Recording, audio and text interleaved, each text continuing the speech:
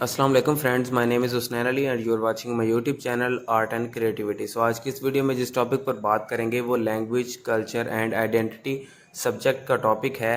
Can we think without language? क्या हम language के बगैर सोच सकते हैं? तो ये एक टॉपिक है, लॉन्ग क्वेश्चन है, तो इसकी बात करेंगे। Language mainly involve words. It also incorporate body language using body movement to communicate। यानी लैंग्वेज जो होती है वो बेसिकली वर्ड्स पर जो है वो मुश्तमिल होती है, जिसका मकसद कम्युनिकेट करना होता है बाय बॉडी मूवमेंट और जो है बॉडी लैंग्वेज।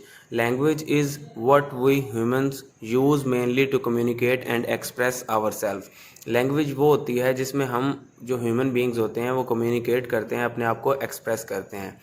लैंग्वेज, इसके बाद हम बात करेंगे language is essential for developing broad concepts and abstract thinking.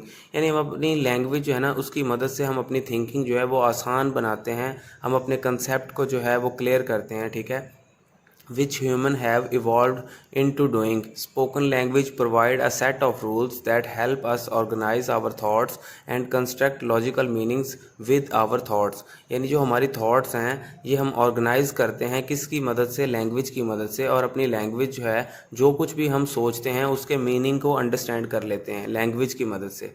Before language, जब लैंग्वेज नहीं थी, was introduce to the world, यानी कि जो दुनिया के अंदर लैंग्वेज मौजूद नहीं थी, ह्यूमन जो थे वो सरवाइव करते थे फिर भी विदाउट वर्बल और रिटन कम्युनिकेशन। जब वो बोल नहीं पाते थे, लिख नहीं पाते थे, कम्युनिकेट नहीं सही से कर पाते थे, तब भी जो है वो जिंदा थे, वो सोचते थे। फॉर एग्जांपल आगे हम बताते हैं, अगर if a bear came charging toward him the cave man knew to run the other वे।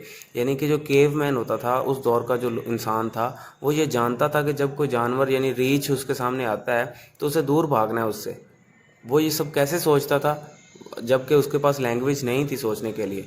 उसके बाद if he felt N emptiness in his stomach, जब वो अपने पेट के अंदर मतलब स्टमक के अंदर भूख महसूस करता था, खाली मैदा था, तब वो क्या करता था? वो जानता था कि कुछ ना कुछ ऐसा सोर्स खुराक का तलाश करना है, ठीक है। तो वो ये कैसे सोचता था जबकि उसके पास लैंग्वेज नहीं थी?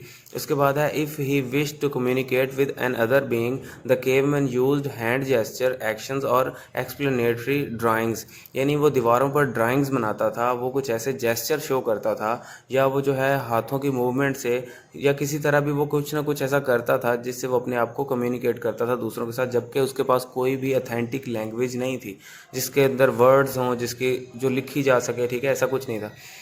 इवन टुडे, आजकल भी, this behaviour is observed in intelligent animals. यानी वो एनिमल्स जो आजकल मतलब जिनको हम सदाते हैं, ठीक है, जिसे हम सिखाते हैं, वो एनिमल्स भी ये बिहेवियर शो करते हैं। उनके पास लैंग्वेज नहीं होती लेकिन फिर भी वो हमें पॉजिटिव रिस्पॉन्स देते हैं। फॉर एग्जांपल एलिफेंट जो होते हैं वो अपनी एम्पैथी जो शो करते हैं अपने मतलब बच्चों के साथ एज वेल एज इंसानों के साथ, वो जो है अपनी सिंपैथी शो करते हैं, उनके साथ मतलब अच्छे तरीके से रहते हैं। ऑक्टोपस जो है उसको, वो बड़ा इंटेलिजेंट एनिमल है, ठीक है, वो समुंदर में रहता है, और वो उसे अगर जार किसी मतलब शीशे या किसी बर्तन में रख दिया जाए ना और ऊपर से बंद कर दिया जाए, वो ये जानता है कि उसे कैसे खोलना है, ठीक है। उसके अलावा जो है मतलब कौवा है, वो ये सोचता है, वो ये जानता है कि नट्स जो होते हैं ना उनको मतलब तोड़ना है दरख्त से, और जो है मतलब कि सड़क वगैरह के ऊपर फेंक देना है। जब गाड़ियाँ वगैरह गुजरेंगी वो उसे कुचल देंगे और उसको अंदर से वो खुराक निकाल लेगा, ठीक है।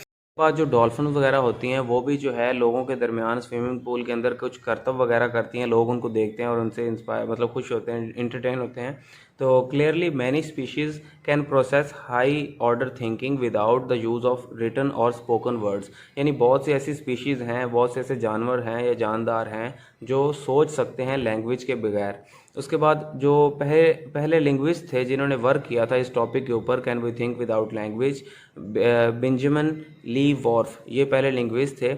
Over the years he has become known for his role. इन्होंने जो है वो एक हाइपोथेसिस दिया था, स्पेयर वॉर्फ हाइपोथेसिस, जिसके दो कंसेप्ट थे, लिंग्विस्टिक रिलेटिवली, लिंग्विस्टिक डिटर्मिनिज्म। उसके बाद एक जो है फर्दर मोर नोम चॉम्स्की जो है ये भी काफ़ी मशहूर लिंग्विस्ट हैं, इन्होंने एक्सप्रेस किया था अपना ओपिनियन इसके ऊपर कि क्या हम सोच सकते हैं विदाउट लैंग्वेज। उसके बाद many artist and scientist in describing their own inner process while they work, जब वो मतलब कोई काम वगैरह कर रहे होते हैं साइंटिस्ट या आर्टिस्ट, ठीक है, तो वो काफ़ी कुछ साथ साथ सोच रहे होते हैं, ठीक है। Say they do not use words to solve their problems but images.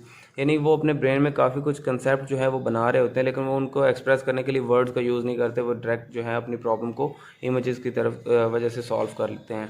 उसके बाद है कि मतलब जो काफ़ी चीज़ें हैं ना, ठीक है, वो कंसेप्ट हमारे इमेजेस के ज़रिए जो है वो क्लियर हो जाते हैं, ठीक है। Temple Grandin in explaining how she think visually rather than linguistically say that concept for her all collections of images, her concepts of dog for example is linked to every dog I have ever known।